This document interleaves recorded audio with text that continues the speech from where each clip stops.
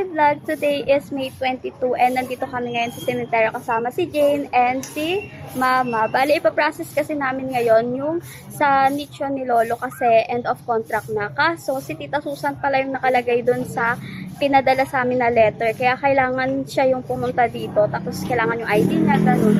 So, hinihintay na lang namin siya. Kasi naka-open na yon. Ganito kasi pag sa mga public na cemetery, kapag ka 5 years ka na, ililipat ka na nila sa mas maliit na nicho para doon ilalagay Panlolo. Naglalakad na kami papunta sa puntod ni Lolo and doon na lang daw namin kitain yung sepulturero na magtatanggal sa kanya doon. So, yung mga ganyan na maliliit na nicho, dyan nilalagay yung mga buto. So, ayun na yata sila. Sila yung magtatanggal kay Lolo. Gagawin na rin ngayon yan. Oo, syempre. Pagbuto na. Pagbabayaran na namin ulit. Ayun, dalawa. Bili si Tita Susan. Bali, babalik kami doon sa may office para bumili ng sako. Follow the leader. Follow the leader, leader, leader. Follow the leader. Dala na rin ni Mama yung sako na paglalagyan ng buto ni Lolo. Okay pa kayo dyan? Oo. Ayan yung ulo niya, kuya. Oo. Papa, tara dito, sama ka dito. Dito, para alam mo. Dali namin si Lolo.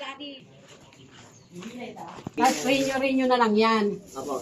Ang re-renew nyo lang rito, ito. Yung isang ipapasok na bago, hindi na re-renew nyo. Taas na Yan yun. yung unang pinasok. Kailangan Diba? Taas ni Lolo.